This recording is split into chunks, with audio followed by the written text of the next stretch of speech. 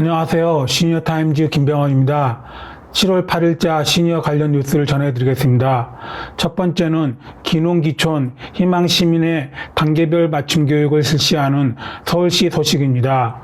서울시는 하반기 기농기촌을 희망하는 서울시민 310명을 대상으로 기농기촌 탐색과정, 기촌과정, 기농창업과정 종합반, 기농창업과정 실습반 4개 과정을 운영한다고 밝혔습니다. 서울시는 올 한 해 780명의 기농기촌 희망시민을 대상으로 교육과정을 진행합니다. 시는 기농기촌에 대한 관심이 높아지는 만큼 상반기 기농기촌 교육에 이어 하반기에도 기농기촌에 대한 정보를 제공하고 실습해 볼 수 있는 교육과정을 운영해 시민들이 농촌에 안정적으로 정착할 수 있도록 지원한다는 계획입니다.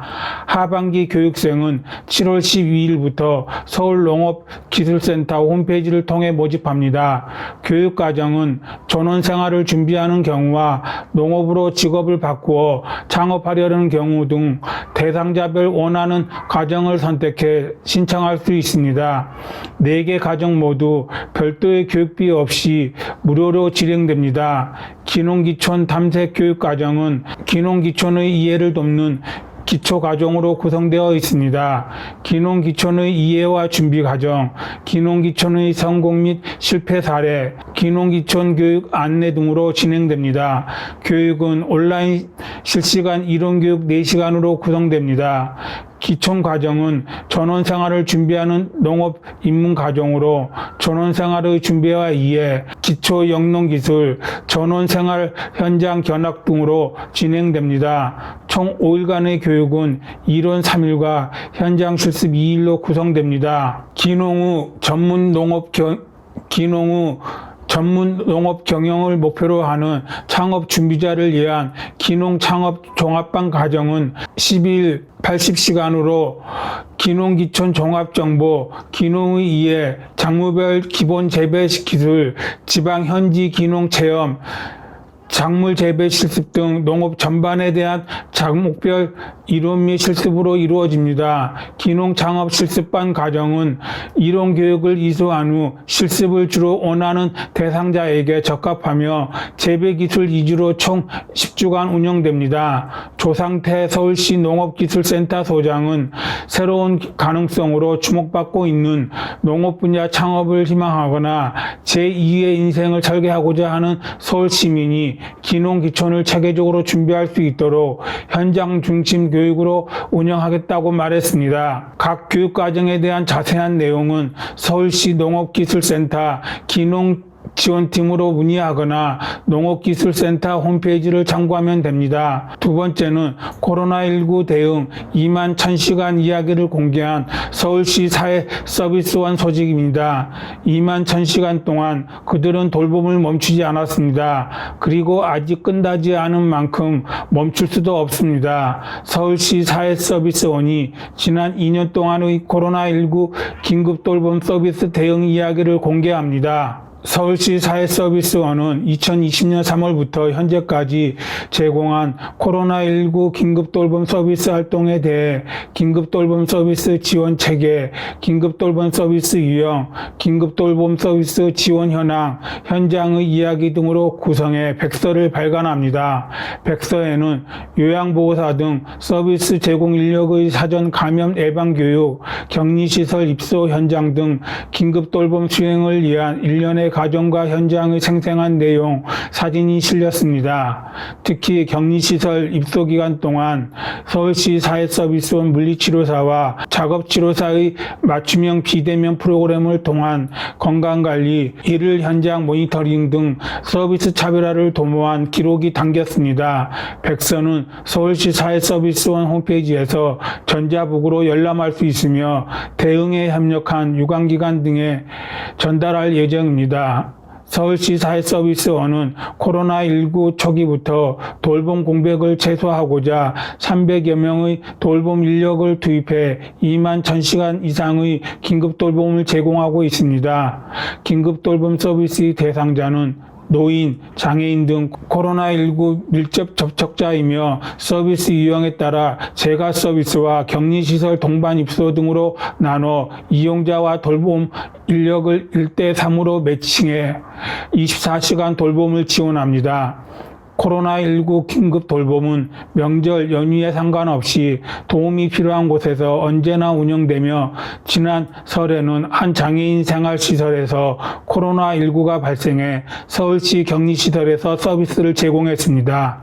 12명의 직원은 가족과의 명절을 포기한 채 동반 입소해 지체장애, 지적장애, 뇌병변 등 장애가 있는 4명에게 5일에서 8일간 24시간 돌봄 서비스를 지원했습니다. 또 지난 연말에는 소속기관의 장애인 활동 지원 이용자 중 다문화 가정이자 한부모 가정의 12세 장애 아동이 보호자의 갑작스러운 입원으로 돌봄 공백이 발생해 서비스가 진행되기도 했습니다. 무엇보다 당시 코로나19에 감염된 아동은 보호자가 없어 병원 입원이 불가능한 상황으로 어느 곳에서도 지원 방안을 찾지 못하던 중 서울시 사회서비스원을 통해 자택에서 11일간 24시간 서비스를 받았습니다. 한편 서울시 사회서비스원은 긴급돌봄 서비스를 코로나19 이외에도 학대 피해 아동의 병원 내 돌봄, 중위소득 120% 이하 시민 긴급돌봄 지원 등 시민의 삶에서 발생하는 다양한 돌봄 위기에 대처하려고 확대 운영 중입니다. 황정일 대표는 지난 2년여간 코로나19라는 어려운 상황에서 긴급돌봄 서비스를 제공한 직원들에게 감사드린다며 돌봄이 우리 사회를 지탱하는 필수 영역인 만큼 서울 시민의 돌봄 사각지대를 최소화하고자 공공돌봄의 책무를 다하겠다고 밝혔습니다. 세 번째는 대표 노화 질환인 심방세동 소식입니다. 부정맥 증상 중 대표적인 심방세동 환자가 지난 4년 사이 크게 늘어난 것으로 나타났습니다. 환자의 80% 이상이 60대 이후 연령대에서 발생했는데 예방을 위해서는 규칙적인 운동과 금연, 적정 체중 유지가 중요합니다. 7일 국민건강보험공단의 건강보험 진료 데이터에 따르면 심방세동 진료 인원은 2016년 18만 954명에서 2020년 24만 4,896명으로 35.3% 증가했습니다. 성별 진료 인원 구성비를 살펴보면 남성은 2020년 14만 7,658명으로 2016년 대비 38.3%, 여성은 9만 7,238명으로 31.1% 증가했습니다. 진료 형태별 진료 인원을 살펴보면 입원의 경우 2016년 22,881명에서 2020년 24,411명으로 6.7% 증가했으나 LA의 경우 2016년 17만 5,112명에서 2020년에는 23만 9,609명으로 36.8% 증가했으며 연평균 증가율은 8.2%로 나타났습니다. 2020년 기준 심방세동의 연령대별 진료인원 구성비를 살펴보면 전체 진료인원 중 70대가 32.8%로 가장 많았고 60대 26.4%, 80세 이상 23.6% 순으로 나타났으며 60대 이상에서 약 80%를 차지했습니다.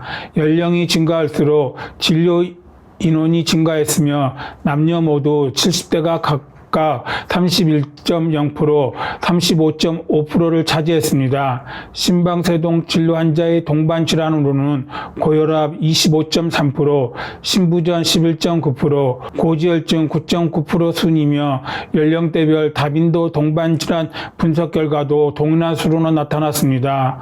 고혈압, 심부전 이외 질환 중 40세 미만 심방세동 환자의 경우 심장박동 이상, 발작성 빈맥 등이 40세 이상 환자의 경우 제2형 당뇨병 등이 다빈도 동반 질환으로 나타났습니다.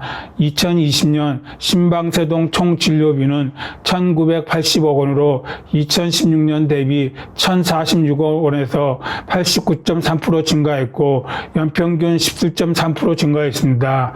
특히 남성은 2016년 628억 원에서 2020년 1,285억 원으로 104.8% 증가했고 여성도 2016년 418억 원에서 2020년 695억 원으로 66.0% 증가했습니다. 2020년 심방세동 연령대별 총 진료비를 살펴보면 60대가 31.3%로 가장 많았고 70대 24.7%, 50대 19.5% 순으로 차지했으며 남성은 60대가 33.9%, 여성은 70대가 29.6%를 차지했습니다. 심방세동 진료 환자의 평균 입원 일수는 7일로 나타났으며 입원 일수 3일 이내 51.5%, 7일 이내 79.9%를 차지했으며 심방세동 전체 입원 환자 중 97.0%가 30일 이내로 나타났습니다. 외래 방문 환자의 방문 주기는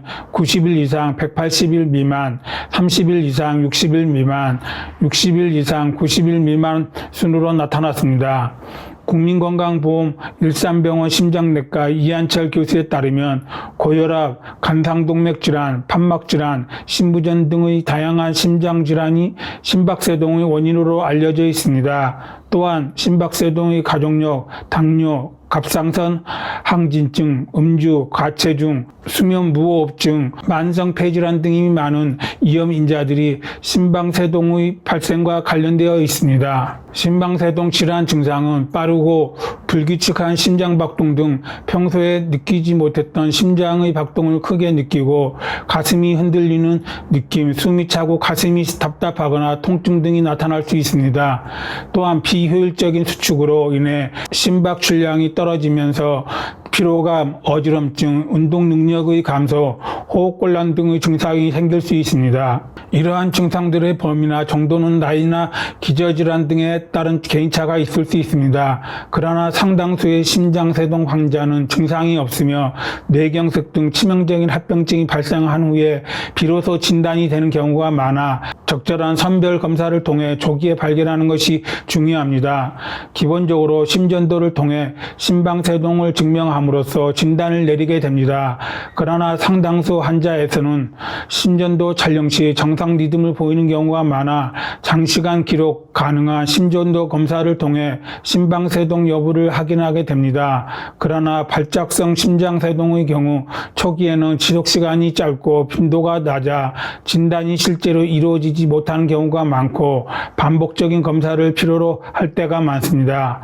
앞서 이야기한 대로 상당수의 심장세동 환자는 증상이 없거나 가슴 두근거림 정도의 경미한 증상만 나타날 수 있습니다. 또한 심방세동 환자 3명 중 1명은 80세 이상으로 보고되며 뇌졸중의 경우 고령일수록 발생 위험이 높아지는 만큼 고령이나 고위험군에서는 적절한 주기로 선별검사를 시행함으로써 심방세동을 조기에 진단하는 노력이 필요합니다. 심방세동 질환의 예방법으로는 규칙적인 운동, 식이요법, 술과 카페인을 줄이고 금연과 적절한 체중을 유지하는 등 통상적인 심혈관계 질환의 예방을 위한 생활 습관의 개선이 기본적으로 이루어져야 합니다. 중요한 것은 고혈압, 심근경색, 심부전 등 동반된 심장질환이 있다면 대안 치료가 반드시 병행되어야 합니다. 심방세동은 가장 흔한 부정맥 질환 중 하나이며 노화에 의한 퇴행성 변화와 관련이 있어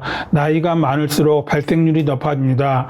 우리나라도 고령사회에 진입함에 따라 심방세동의 유병률이 점차 증가하고 있으며 의료 비용 증가로 이어져 사회 경제학적 측면에서 큰 문제가 되고 있습니다. 심방세동을 포함한 부정맥이 의심되는 증상이 있을 때는 심장내과 전문의의 진료를 통해 정확히 진단을 내리고 적절한 치료 및 통합적인 관리를 통해 합병증을 예방하는 것이 중요합니다. 이상으로 시니어 관련 브리핑을 마치겠습니다. 내용이 좋았다면 구독과 좋아요를 눌러주세요. 감사합니다.